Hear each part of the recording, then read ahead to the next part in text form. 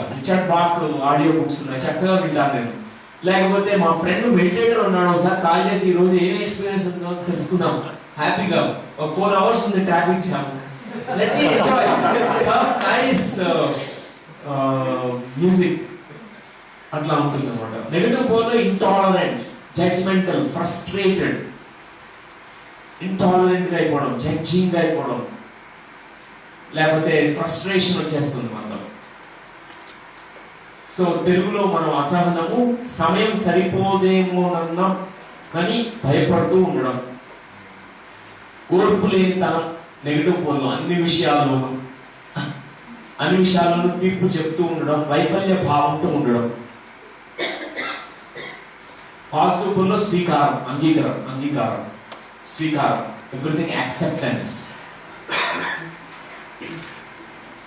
ఇది ఎక్కడి నుంచి పుడుతుంది? ఇది చిన్నప్పుడే మళ్ళా తల్లిదండ్రులు కానీ ఎప్పుడు పిల్లల్ని రష్ చేస్తుంటారు.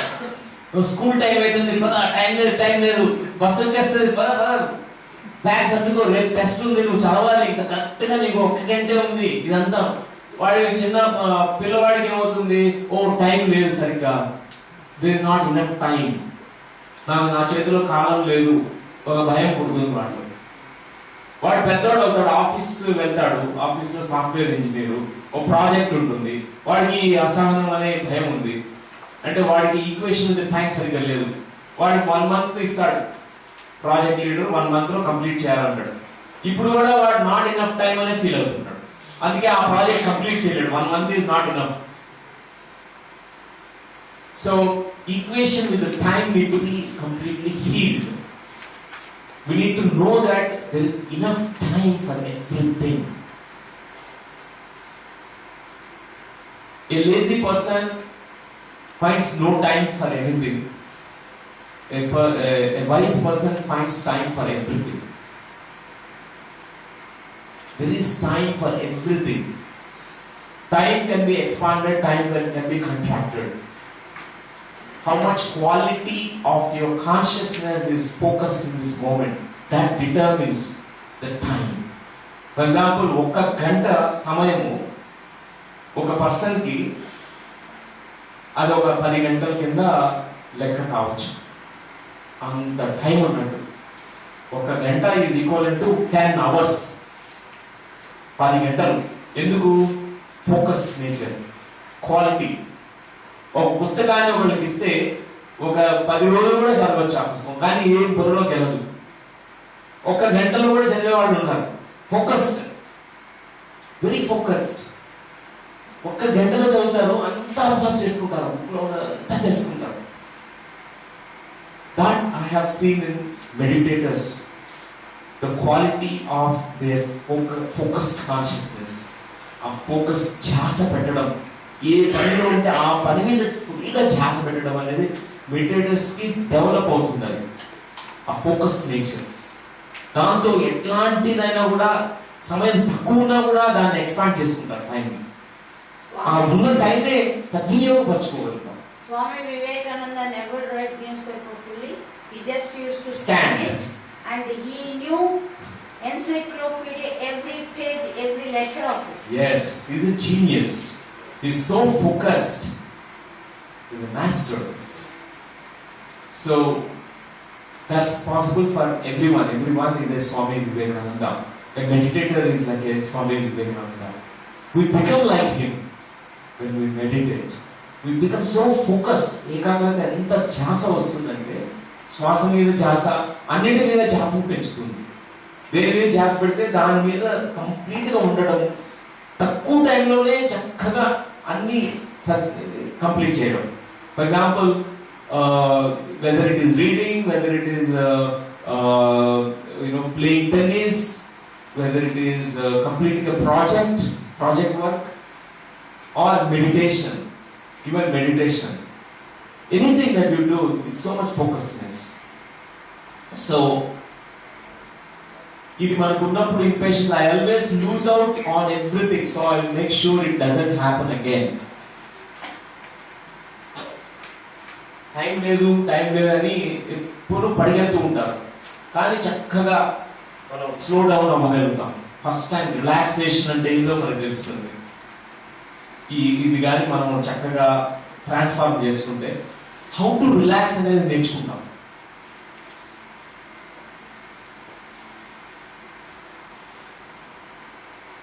ఒక సామెత ఉంది, మీరు కూడా హెల్ప్ చేయొచ్చు నాకు అది కంప్లీట్ గా రీకాల్ చేసుకోవడానికి. పరిగెడుతూ పాలు తాగడం కన్నా నిలబడి నీళ్ళు తాగడం మంచి మేలు. దాని యొక్క నిగూఢ అర్థం కూడా ఉంటుంది. ఇట్లాంటి టైం ఈక్వేషన్ ఎప్పుడు పరిగెట్టడం కాదు, జస్ట్ స్లో డౌన్. ఈవెన్ నిలబడి కూడా నీళ్ళు తాగడం కూడా కాదు, చక్కగా కూర్చుని రిలాక్స్ గా సిప్ బై సిప్ నీళ్ళు తాగడం. We have to change maybe this word సామెత చేంజ్ చేసుకోవాలి వర్డ్స్. సో మెడిటేషన్ మనకి నేర్పించేది how to relax in life. Otherwise we are so tensed, all the time stressed. We are running. Meditation is stillness. Meditation is నిశ్చల స్థితికి చేరుకోవడం. So this is impatience dragon. అసహనం అనే ఒక పెద్ద dragon ఇది.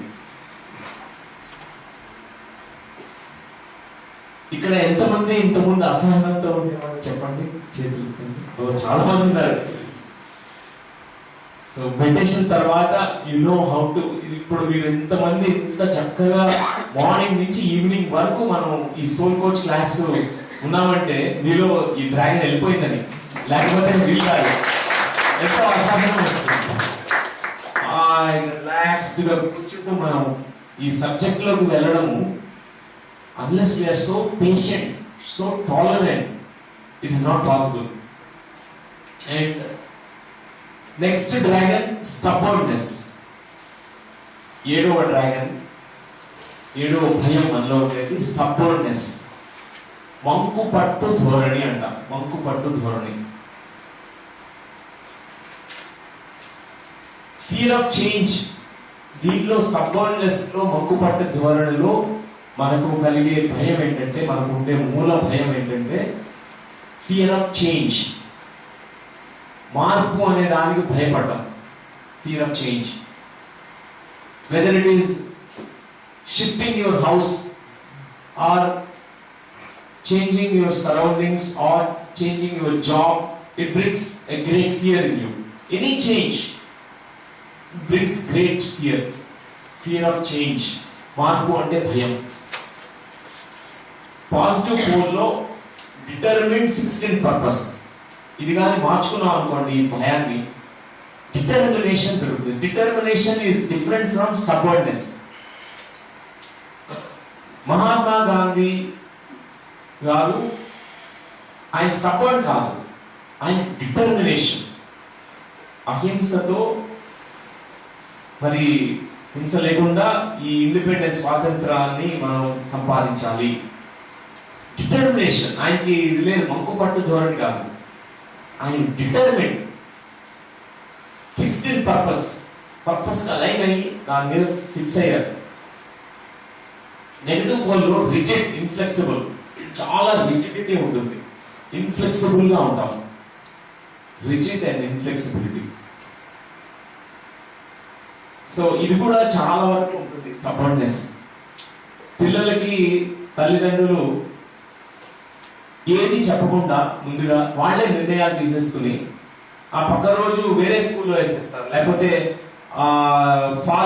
మీ father చాలా జాబ్స్ మారుతున్నారు, గవర్నమెంట్ జాబ్ ప్లేస్ నుంచి ఇంకో ప్లేస్ కి. ఆ పక్క రోజు ఆ చైల్డ్ వేరే ఊర్లో పెరుగుతాడు. అక్కడ వేరే సరౌండింగ్స్, ఆ ఓల్డ్ ఫ్రెండ్స్ అంతా మిస్ అవుతాడు. స్కూల్ ఫ్రెండ్స్ డిఫరెంట్ అయిపోతారు. వాడికి ఫియర్ ఆఫ్ చేంజ్ ఉంటుంది. He misses all the old friends and old classmates, neighbors. So దాంతో ఆ చిన్న పిల్లవాడికి భయం పుడుతుంది. Oh any change it's not welcomed. భయం వచ్చేస్తుంది. సో మంకు పట్టు ధోరణి, మార్పు భయపడుతూ ఉండడం, బిగుసుకుపోయి ఉండడం, దేనికి లొంగకపోవడం నెగటివ్ పోల్లో. పాజిటివ్ పోల్లో పట్టుదల, ఏకదీక్షతో ఉండడం, పట్టుదల ఉండడం. పట్టుదల ఇస్ డిఫరెంట్ ఫ్రమ్ మంకు పట్టు ధోరణి.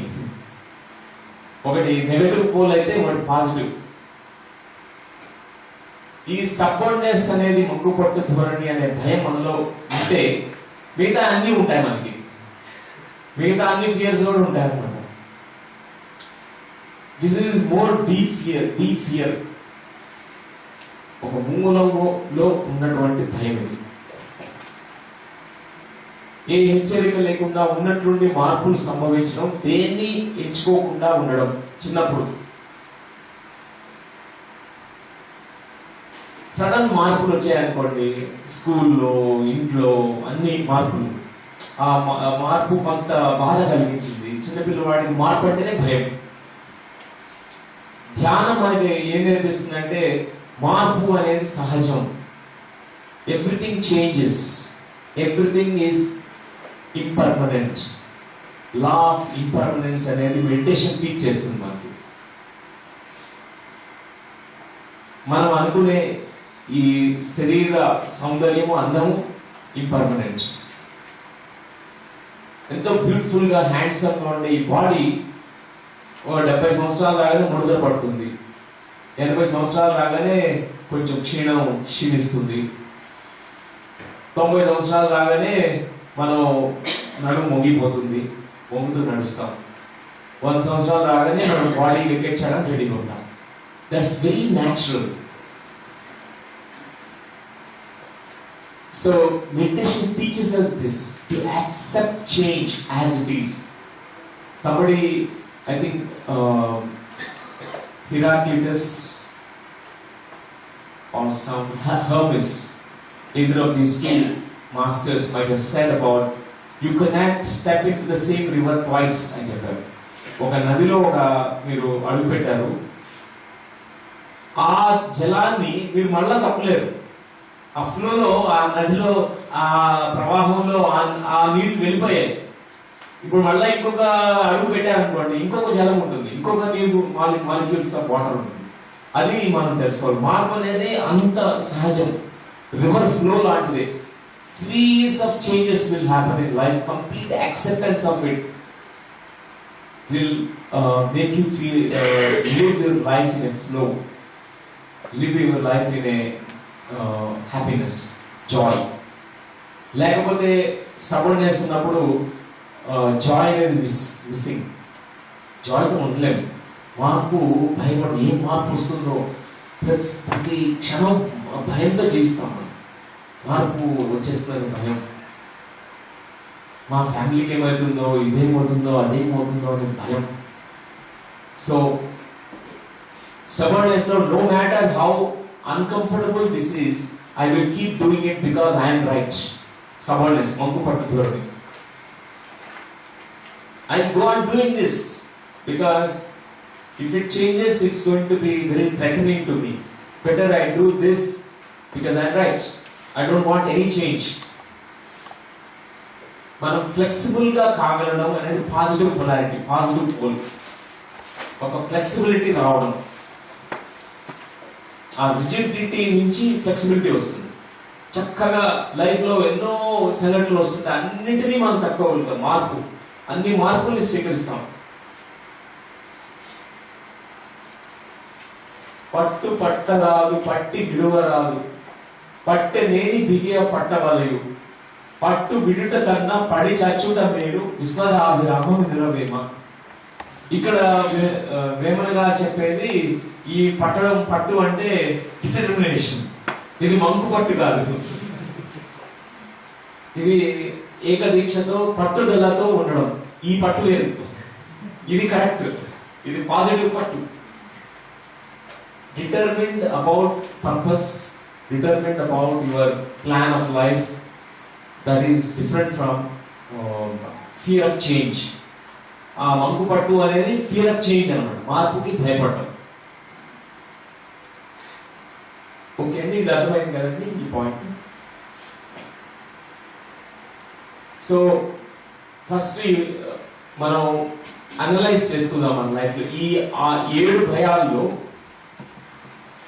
ఏ భయాలు మీకు ఉన్నాయి, ఏ భయాలు ఆ ట్రేసెస్ చిన్నప్పటి నుంచి మీరు చూశారు మీలో అనేది ఒకసారి మనం ఐడెంటిఫై చేద్దాం.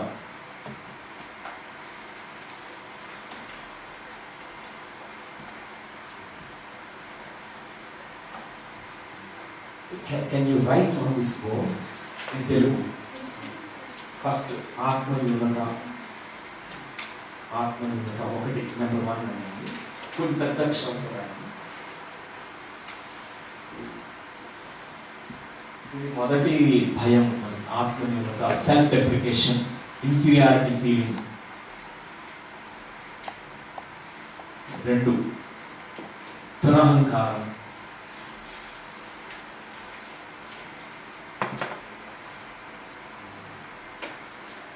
3 superiority feeling, దురహంకారం. 3 ఆత్మ విధ్వంసనం, సెల్ఫ్ డిస్ట్రక్షన్.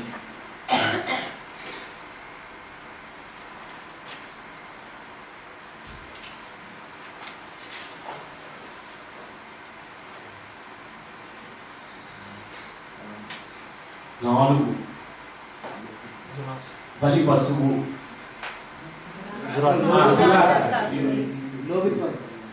లోభిత్వం, దురాశ.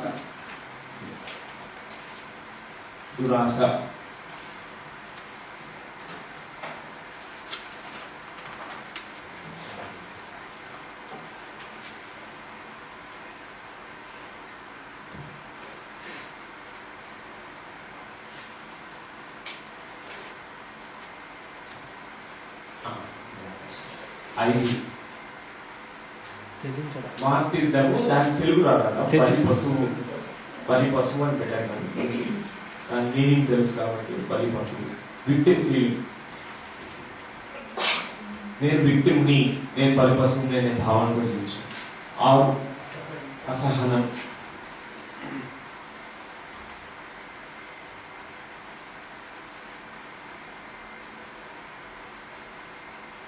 7 మంకు పట్టు ధోరణి.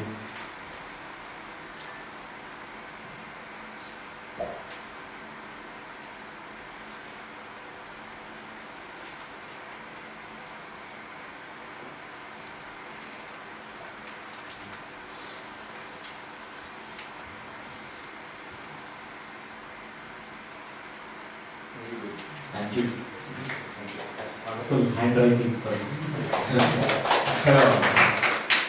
సో వీటిలో మీరు ఐడెంటిఫై చేయండి ఏవేవి ఉన్నాయి.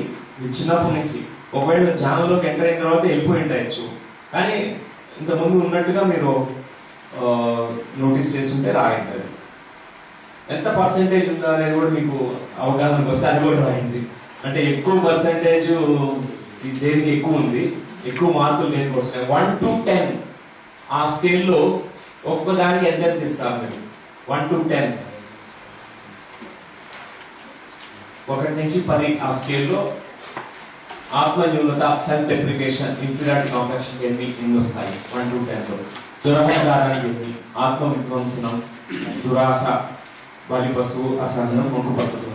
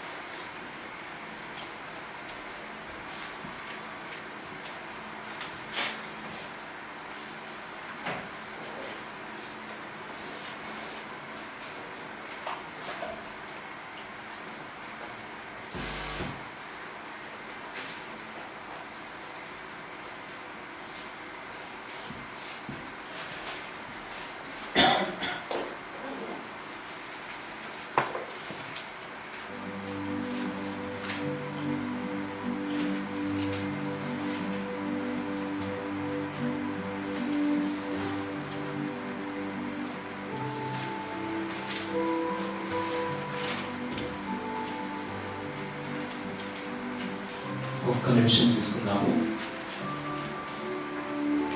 తర్వాత బ్రేక్ తీసుకుని మనం వచ్చిన తర్వాత ఒక ధ్యానం చేద్దాము.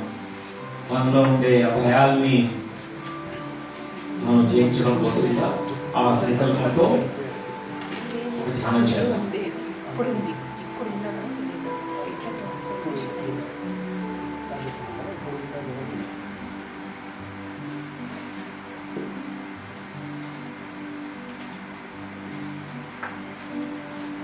సో ఆత్మ న్యూనత ఈ భయం ఎంతమంది ఐడెంటిఫై చేస్తారు చేస్తారు? మీ టూ, నాకు కూడా. Very good, thank you. దురహంకారం, వెరీ గుడ్. ఆత్మ విధ్వంసనం, సెల్ఫ్ డిస్ట్రక్షన్ అనేది, ఓకే, థ్యాంక్ యూ. దురాశ, లోభిత్వం, గ్రీడ్. బలి పశువు, విక్టిమ్ ఫీలింగ్ తో జీవించడం అనేది, థ్యాంక్ యూ. అసహనం, ఇంపేషన్స్, అసహనంతో ఉండడం, రైట్, థ్యాంక్ యూ. తర్వాత మంకు పట్టు ధోరణి, stubbornness, okay, very good sir. మొత్తం అన్ని ఉన్నాయి సార్. That's very good. అన్ని ఉంటే ఎక్కువ పాయింట్స్ వస్తాయి అన్నమాట. అంటే వాటిని మార్చుకుంటే అవన్నీ స్ట్రెంగ్స్ అవుతాయి. Fear becomes your strength.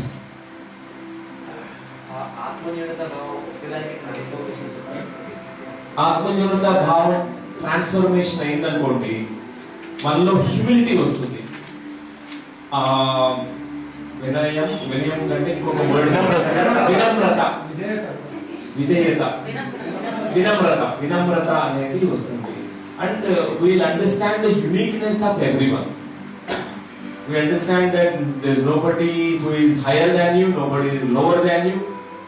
You are the same as everyone. You have the same breath, same soul, but unique. Everyone is so unique. అట్లా ఎవ్రీ భయంకి, ఎవ్రీ ఫియర్కి ట్రాన్స్ఫర్మేషన్ పాసిబుల్, స్ట్రెంగ్స్ అవుతాయండి కూడా. మనం బ్రేక్ తర్వాత వచ్చి దాన్ని మెడిటేషన్ చేద్దాం. మధ్యలో కూడా ప్రకటితం అవుతాయి, కానీ రూట్స్ ఒక కారణం ఉంటుంది కదా, మూల కారణం నుంచి మొదలవుతాయి. ఆ మూల కారణం అక్కడ ఉంటుంది అన్నమాట. చిన్నప్పుడు మధ్యలో కూడా ఏర్పడడానికి ఆస్కారం ఉంది, కానీ చాలా వరకు కేసెస్ లో చిన్నప్పటి నుంచి వస్తాయి. చిన్నప్పటి నుంచి సార్, మీరు చెప్పినట్లు అన్కండిషనల్ లవ్ తో గర్భంలోనే కర్మలని ఏ విధంగా ఎక్స్ప్లెయిన్ చేస్తారు? ఓకే, ఆ అన్కండిషనల్ లవ్ తో ఒక చైల్డ్ ని మనం కానీ ఇన్వైట్ చేసాం అనుకోండి, ఒక సోల్ ని ఆ పిండంలోకి, ఆ శిశువు ఆకృతిలో ఫామ్ అవుతున్నటువంటి ఆ శిశువుకి వెల్కమ్ చేసాం అనుకోండి, you are most welcome. We completely love you, we support you, you are safe in this universe, we give you all my love. And తల్లి తండ్రి రోజు కూడా ఆ పిల్లవాడితో, గర్భంలో ఉన్న పిల్లవాడితో ఆడుకుంటున్నారు అనుకోండి, ఎట్లా తండ్రి కూడా వచ్చి రోజు టచ్ చేస్తాడు చక్కగా ఆ యుటరస్ ని, ఆ గర్భసంచిని చక్కగా ఇట్లా ట్యాక్ చేస్తే ఆ పిల్లవాడు లోపల చక్కగా ఆడుకుంటుంటాడు, చక్కగా తంతుంటాడు. That's the language. ఆ పిల్లవాడికి అర్థమవుతుంది, దిస్ ఇస్ మై ఫాదర్. ఆ ఫాదర్ ఆఫీస్ నుంచి ఇంటికి వచ్చేటప్పుడే వాడికి తెలిసిపోతుంది మా ఫాదర్ ఇస్ కమింగ్. వాడికి ఎక్స్ట్రా సెన్సరీ పర్సెప్షన్ ఉంటుంది, సిక్స్త్ సెన్స్ అనేది ఉంటుంది. సో ఇట్లా బోత్ పేరెంట్స్ ఎవరైతే ఆ పిల్లవాడికి అది ఇస్తారో అన్కండిషనల్ లవ్, వాడికి ఎన్నో కర్మలు చేస్తుండొచ్చు, ఎన్నెన్నో కర్మలు, అవన్నీ కూడా కార్మిక్ సీడ్స్ అని బర్న్ అవుతాయి. వాడికి ఒక కాన్ఫిడెన్స్ వస్తుంది, ఈ జీవితం ఎంతో మధురమైనది, నాకు ఎంతో బ్యాగేజ్ ఉంది, కానీ అన్ని నేను క్లియర్ చేసుకుంటాను, కాన్ఫిడెన్స్ తో పుట్టాడు. వాడు ఉన్నదాన్ని ఇంకా ఎక్కువ చేసుకోడు. లేకపోతే ఆ చిన్నప్పుడే కొన్ని థాట్స్ తో ఇన్ఫీరియారిటీ ఫీలింగ్, ఈ థాట్స్ తో పుట్టాడు. ఈ life is unsafe, life is struggle, I can't live this life happily, no one is welcoming me, I'm not loved by anyone. ఇట్లాంటి థాట్స్ తో కాకుండా, oh life is beautiful, everyone loves me, I am welcomed, I am accepted as I am అనే భావంతో వాడొస్తాడు. అట్లా పుట్టిన చిన్న పిల్లవాడు ఎంత బ్యాగేజ్ ఉన్నప్పటికీ అక్కడే క్లియర్ అయిపోయింది. కార్బిక్ సీడ్స్ అన్ని అక్కడే క్లియర్ అయిపోయాయి. Blavatsky, Leadbeater, Annie Besant, Colonel Olcott వీళ్ళంతా థియోసాఫికల్ మాస్టర్స్. వాళ్ళు ఎంతో రీసెర్చ్ చేశారు స్పిరిచువల్ పేరెంటింగ్ గురించి. వాళ్ళు కనుక్కున్నది ఏంటంటే వాళ్ళ యొక్క చక్కని స్పిరిచువల్ ఎక్స్పీరియన్సెస్ ద్వారా ఏ పిల్లవాడికైతే ఇట్లాంటి చక్కని ఆధ్యాత్మికమైనటువంటి ఎన్విరాన్మెంట్ ని, ప్రేమకరమైనటువంటి ఎన్విరాన్మెంట్ ని తల్లిదండ్రులు క్రియేట్ చేస్తున్నారో ఆ పిల్లవాడికి కర్మలు ఏమీ ఉండవు, అక్కడే క్లీనింగ్ అయిపోతుంది. అదనమాట. Thank you. So friends, we will have a break now. Around 20 minutes, 15 minutes. 5 minutes break only. Your